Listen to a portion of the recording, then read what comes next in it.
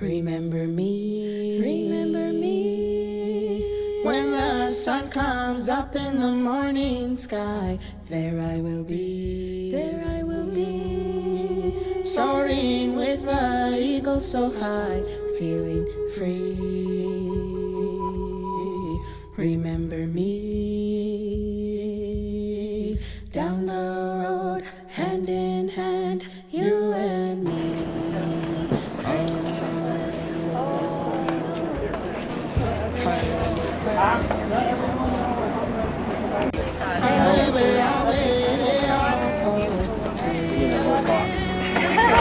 Kevin here, he's going to share some words about what happened to Zachary that night. How? My name is Kevin Abourezk. My Lakota name is Chunku Heska, which means Holy Road.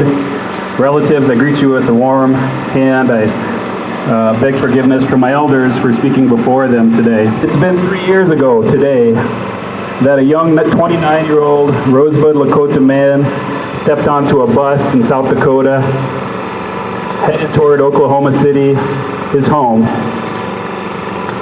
You know, Zachary, he suffered from bipolar depression and schizophrenia. He hadn't taken his medications that day. He began acting erratically, and the driver on that bus decided to kick him off here in Omaha. So, I know all of you are probably kind of uncomfortable with the heat today, I'm assuming. It was hotter that day that Zachary got off that bus. He stepped out into the streets of Omaha, suffering from a mental episode, not knowing anybody in this city. And he walked all the way from here, all the way to 60th and Center. He spent a whole day making his way all the way to 60th and Center. Hot, confused, alone.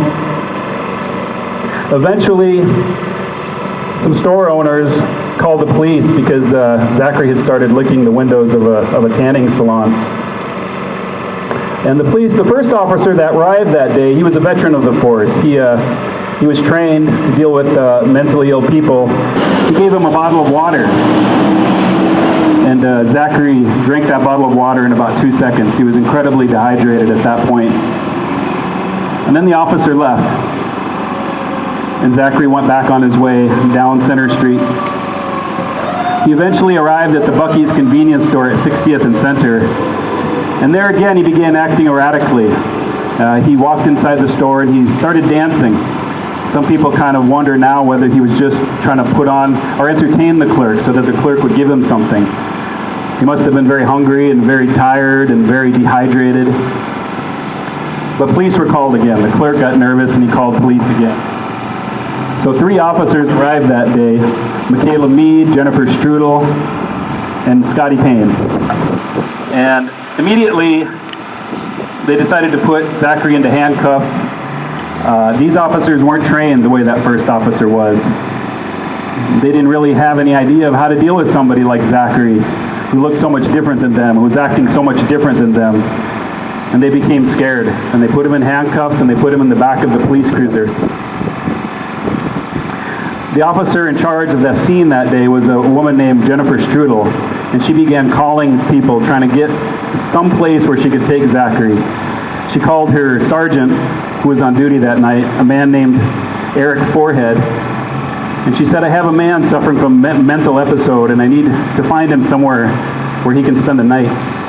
And Sergeant Forehead's response to that was, and I'm so sorry for the children in the audience, you might want to cover their ears, but Sergeant Forehead did say, "Oh, you got a fucking retard."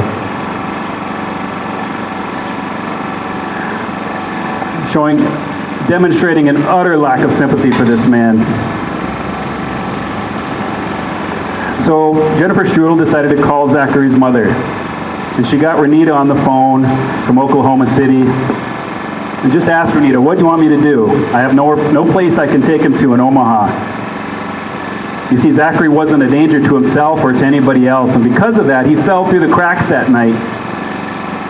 There was no place they could take him that night because he wasn't a danger to himself or anybody else, because of that simple fact. So Renita decided to buy another ticket for Zachary so that he could get home. and she asked the officer, Jennifer Strudel, to return him to the bus station here so they could get back on the bus and go home. And so the officer walked around the back of the car to open up the door because Zachary was still in handcuffs at that point. And she knew she couldn't travel with him still in handcuffs. So she opened up the back of the car door there in the cruiser and attempted to let him out, at which point he started to walk away. And at that point is when the three officers who were on the scene, Scotty Payne, Jennifer Strudel, and Michaela Mead, began to struggle with Zachary. They began trying to detain him. They began trying to force him back into the cruiser. He fell down on the ground at one point, and they picked him up by his feet and his legs, or his hands and his legs, and attempted to carry him back to the cruiser. He struggled free. Eventually, they did get him back to the cruiser, and they did call for help. Another officer arrived, Ryan McClarty, and the four of them were able to set Zachary up against the rear passenger tire of the police cruiser. And it's at this point, I would say, that one of the most egregious things that happened to Zachary that day occurred. As he was sitting on his behind with his back up against the tire of that cruiser and his hands cuffed behind his back, Officer Payne decided to walk up to him with his taser and shock him. Zachary was no threat at that point. No threat! Yet this man, this officer, decided to walk up to him for no reason and point his stun gun at him and shock him over and over and over and over and over and over again until he had shocked Zachary 6 times, sitting on the ground like that, no threat to anybody. It was at that point that somehow Zachary, whose muscles I'm sure were contracting and he was terrified, he managed to pull his hand free from the handcuffs. And he broke his hand doing it. It was something that nobody in the courtroom had ever heard of. But he managed to do that. He managed to pull his hand out of that handcuffs. And so one of the other officers on the scene, Ryan McClarty, decided to grab him by the hair and began punching him in the face. When the violence was over, or at least that period of violence, Zachary had been shot 12 times with a taser. He had been punched in the face 13 times. And he was lying on the ground, face down on the ground with his hands zip-tied behind him. And at that point, other officers arrived at the scene. Now I want to talk about this next part because it's something that the city doesn't want you to know. It was something that was completely downplayed in the courtroom. It was something that was downplayed by the police. But when those new officers arrived, not those 4 that were there, but when the next wave of officers came, they took turns sitting on Zachary's back. There was a 275-pound, 6'1" officer who testified in court that when he arrived at the scene, there was another officer on Zachary's back putting his full weight on Zachary. And he said, that officer looked tired, so I walked up and I took his place and I put my full weight on Zachary. I don't know about you, but I couldn't take 2 275-pound men taking turns, putting their full weight on my back. And so after they had spent a certain amount of time putting their weight on his back, Zachary stopped moving. He stopped kicking. He stopped moving. He was calm, as the officer put it. He had calmed down. You know, it's this concept, this idea that officers need to detain us, need to incapacitate us to such an extent that we are no longer moving. Don't they know that if we're not moving, we're probably dead? When they turned Zachary over that day, after they'd taken turns sitting on his back, he was gone. And just like George Floyd, that ambulance to the hospital was his hearse. And the cover-up began at that point. The sergeant on the scene, Eric Forehead, had arrived at that point, and he instructed his 2 officers, Ryan McClarty and Scotty Payne, to accompany Zachary in the ambulance so that they could begin proving a case for excited delirium. It was at the scene, that's when they started that idea about trying to prove excited delirium. They said, well, maybe his temperature is elevated. The fact that he was showing some amount of strength trying to resist their efforts. So those two officers got in the ambulance with him and accompanied him to the hospital. A clear violation of Omaha Police Department use of force policy. Anytime an officer is involved in an incident in which somebody is either killed or injured while in custody, their role, their job at that point is to walk away. Instead, they got into that ambulance and they drove with them to the hospital in order to prove their case. When this was all over, the police department, police chief Todd Schmader decided to fire the 4 officers. And I want to commend the city for that. You know, there were just so very few points along this whole process that deserved any recognition or any amount of thanks. And that was the one shining moment in all of this, when they fired those 4 officers. So I think it's important to recognize that. But as we know today, that story is not how it ended. There were many more points of injustice in this story, starting when they took Scotty Payne. They only charged 2 officers in this whole situation, by the way, Ryan McClarty and Scotty Payne. And they were charged with second-degree assault and I believe third-degree assault. Not manslaughter, not homicide. Apparently in this country it takes a global movement for authorities to charge police officers with homicide. I'm glad to see all of you here today. This is honestly the most people I've ever seen at a rally we've ever had for Zachary Bear Heels. There's really been no justice for Zachary Bear Heels at this point. Before the riot, Scotty Payne was exonerated by an Omaha jury. Douglas County Attorney Don Klein dropped charges against Ryan McClarty because it would have been too hard for him to get a prosecution after that jury cleared Scotty Payne.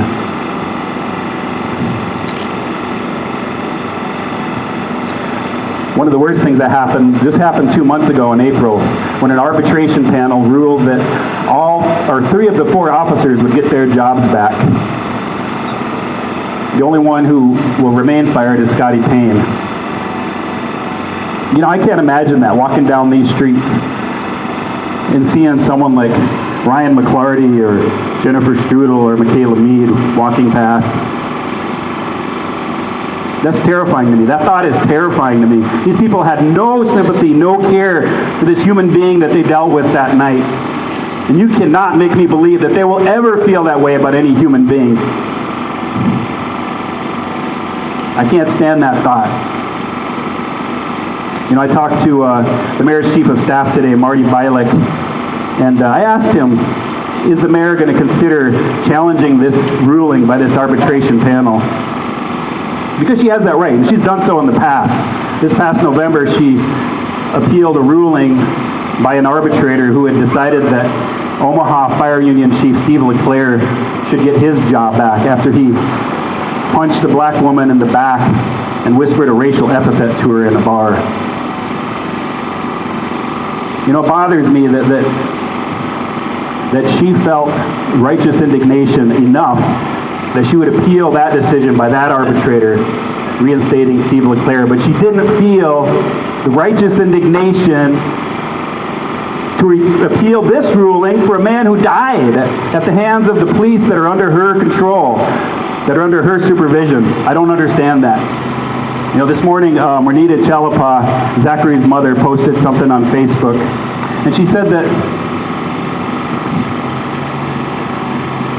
when that officer, Jennifer Strudel, called her from her police cruiser that night to ask her what to do with her son, Zachary was in the back seat of the cruiser, and Jennifer asked Zachary whether he wanted to say anything to his mother. And he wasn't making a lot of sense at that point, but the one word that Renita could make out that he said was "Mama."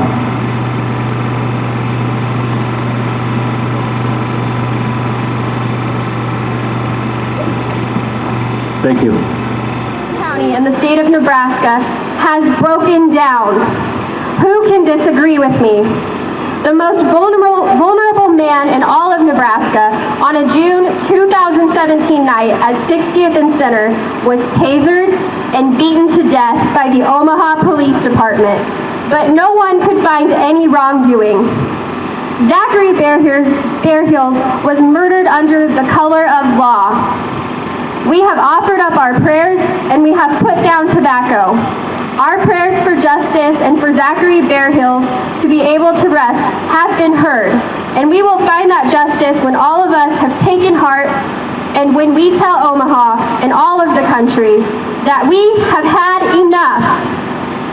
It is foretold that we will gain justice only when we stand up and continue the fight that the city of Omaha and their police department started.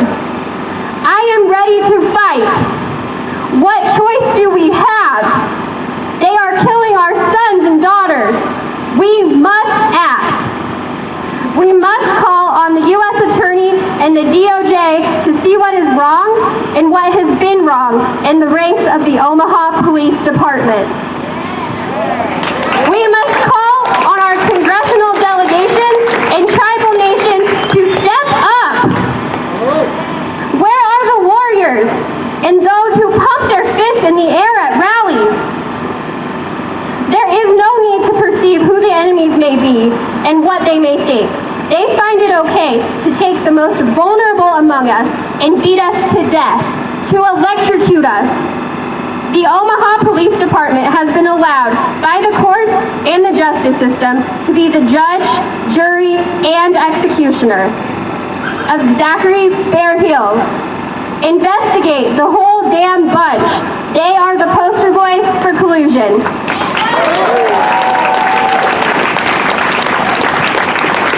And I share these words to you. These are the words of the late Dr. Frank LaMere. I was here with Dr. Frank LaMere fighting. He would have loved to see the crowd like this fighting with us. He would have loved that. But he always said, whoever is here is meant to be here. And I can say that today for you guys. We behalf for being here for you guys. But as I close, I don't have too much to say because it's frustrating. Throughout the country, throughout the country, we get murdered for no reason, for the color of your skin, the ignorance of people. Omaha is very ignorant, from the mayor on down. I said, I'm on the mayor's advisory board. And nothing has changed. They pat, like Frank LaMere said, they just pat you on the head and expect you to go away. That's what they've been doing to us. We've been trying to get some stuff going, but they don't listen to us. They just want us to hear yap us up and just keep going. But I ain't taking it no more. I ain't getting no younger. Because if I don't say it, who gonna say it? Who's gonna hold these police accountable? These county cities accountable? It took this movement to catch everybody's eye, which I'm grateful and ungrateful for, because it's sad that we had to have so many lives taken. Again, my name is Terrell McKinney. I'm running for state legislature in District 11. And I came out here today to stand in solidarity with our Native brothers and sisters. Because I realize this fight isn't just a black fight. It's a fight across all groups and all boundaries to make some change in this country. Also, I don't know if y'all know, and it's not really being communicated, but the police contract in this city is up for negotiation. We all, everybody that's out here, we all need to be at that table to make sure police are held accountable for killing and murdering our citizens. So call the mayor, call your city councilman, the governor, whoever you need to call them. Because we need to be at the table to make sure another life is not taken at the hands of the police. So I could just imagine what Zachary was feeling in that moment, helpless. And it was hard to watch the video of George Floyd, same way, feeling helpless, people standing around and a cop on his neck, killing him. That can happen to any one of us, any day. It's about accountability. I just left a gas station and I saw multiple cops with a Blue Lives Matter thing on their patch. That's not welcoming. That's not community policing. It doesn't work.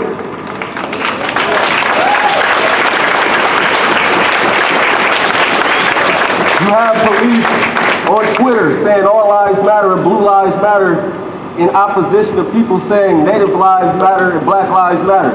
Why is that? Why are you, on one hand, saying you're for community policing, but get on the internet and say all these other things, say the opposite? It's not real. We got to do what we can as a country and as a community to make sure these officers are held accountable. The mayor is held accountable. The city is held accountable for what they've done. Because if it doesn't happen, it's sad to say, we'll be back out here again, protesting another life. And I don't want to do that. Native Lives Matter! Native Lives Matter! Native Lives Matter! Native Lives Matter! Native Lives Matter! Native Lives Matter! Native Lives Matter! Native Lives Matter! Native Lives Matter! Native Lives Matter! Native Lives Matter! Native Lives Matter! It's been a long week, y'all. A long week, but my brother who just got up here and spoke, I don't know where you went, but I feel that energy too. I feel it. And first we had COVID-19, now this. And it's been a lot, but we can do this together. So I want to say this, first and foremost to the family of Zachary Bear Heels, I am thinking of you each year that goes by. I know that it's tough. I know that. And so I want you to know that I can't say that I all the way understand, but I feel you and I'm thinking of you and I am with you. Me, myself, I believe in protest, but I also believe in progress after protest. So that being said, I want to advise you this. There's a lot that needs to be changed, and not just in Omaha, Nebraska. This is a national thing that trickles down. And when it comes to our police department, I know great police officers. At the end of the day, we have to talk about vetting our police officers. We have to talk about diversity and cultural sensitivity training with our police officers. And we have to start talking about these policies around restraint and use of deadly force. Period. I would also add that it's time for all of us to start sitting down and having these really tough conversations. Nobody wants to talk about race. Nobody wants to talk about diversity. And when we don't talk about it, this is what happens, right? So let's talk about it. We can protest, let's have progress after that. So my call to action to you is this. Get involved. If you don't know how, come holler at me. My name is Kimara Snipes. You can find me on Facebook. Kimara Zuri Snipes. I will point you in the right direction. I will not leave you hanging. And I also encourage you this. We always talk about voting. And every single time we talk, we want to talk about Donald Trump. Well, guess what? We have a mayor. We have city council people. We have county commissioners. We have state senators. And we vote them in. And I can say that because I am an elected official. I am accountable to you, and so are they. So exercise your role. Let me tell you something. My family, my mom and my daddy came from the deep south. My family has been holding elections internally since 1981. You don't have to have a college degree to do that. You don't have to have a fancy education to do that. We can all be involved. We can start it right in our homes. And voting is not just in November. It's not just every 4 years. It's about what's happening right here in our community. And civic engagement is something that happens every single day.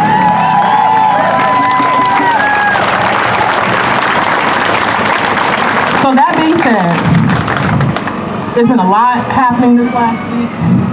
My heart is heavy. I know your hearts are heavy. But I'm so happy and hopeful when I see all this. I'm gonna cry and I don't want to. But it's beautiful. I've been at the protest. I've been down there. Just seeing all of you together, this is what Omaha looks like. It's not North Omaha, South Omaha, West Omaha. This right here is what Omaha, Nebraska looks like. So thank you. Exercise your vote and come holler at me. I can only think of Zachary Bear Heels' mother. I'm a mother. I can't imagine my son going through that. wanting his family there, and then dying alone, and then having it filmed. I watched that video. It was heartbreaking.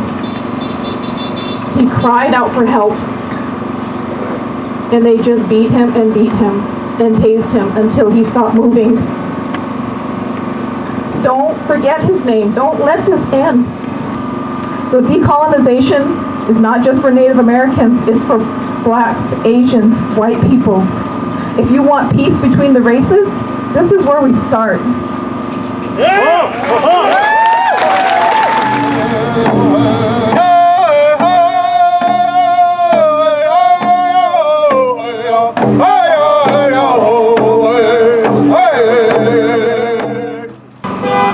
Uda Wangle Rakite Uda Omaha Rajawita Te Miakonda Te Sindawa Uzi. I just told you in my language, which is the one of the original languages of the land that you stand on today, Omaha, that my name is Miakonda. My government name or my English name is Marisa Cummings. I was born in Winnebago, Nebraska, and raised in Sioux City, Iowa. And I was raised by some pretty an amazing father who thought that women should be very strong and have a very strong voice. He was a PR man, and so he raised me to be able to speak. And I'm very thankful to him for that, because our women are often told that they shouldn't be up front speaking. And I'm going to argue against that. And I'm going to say that our women will be the ones leading us into the future.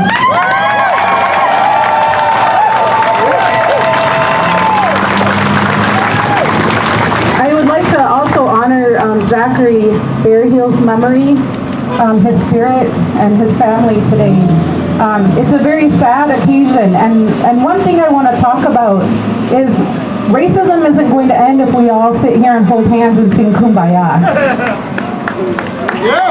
This country was founded on systemic racism through the doctrine of discovery. It was codified through law in America, and it was made legal to enslave, kill, or rape people of color, Africans, Asians, Native Americans, for land, because land is money. A very different mindset than our ancestors had, where land is a relative. And so as we go through this movement right now for change, and this is a revolution, anyone who thinks differently is sadly mistaken. It's prophesied. It's in our prophecy that this time would come. And this time would be led by our women, because we are the ones who carry life. We are the ones who are the first teachers of the children. But we need our men. And I want to thank my companion, Sam Grant, and his brother, Gregg, for singing those beautiful songs and for carrying those songs forward, because you've taken the time to learn those songs. They sang the Omaha Memorial Song. And I'm so thankful to those who take the time to learn and to be taught to carry those teachings forward, because that is how we are going to live moving forward. So when we talk about meeting with people, when we talk about dismantling the system, I want us to start having conversations in our homes, in our workplace, in our social circles. I want us to start talking about what this revolution is going to look like afterwards. I want us to start talking about indigenous people and acknowledging the language, acknowledging the culture, acknowledging the food that has been stolen from us and now feeds the world. We are the originators of almost 80% of the food that's eaten in the world today. 80%. And yet our people are eating commodities and they're dying from this sickness right now because our food was taken from us and put in a museum, along with our sacred artifacts, along with our way of life. When we talk about laws, there were laws against our way of life, our songs, our spiritual way of life. Laws against singing our songs. And that is why our people are hurting to this day. That is why people may struggle with alcoholism. It's not that it's genetic. It's not genetic. We struggle with alcoholism and we struggle with addiction because we are hurting. Our hearts hurt and our spirits hurt because our way of life was taken from us violently. We are not violent. But we may need to be violent moving forward. If that's what it takes to make change, then we'll do whatever it takes to make change, because my babies will not die.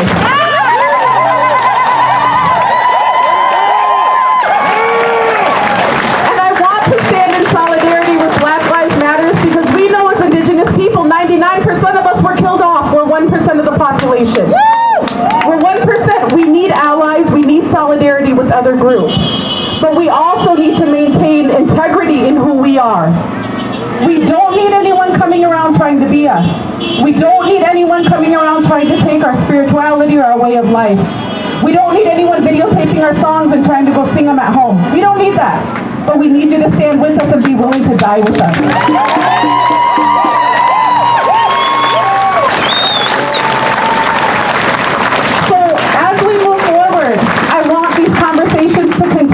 I want us to acknowledge that a revolution is in the making, that we will witness in our lifetime. We will witness the fall of capitalism in our lifetime.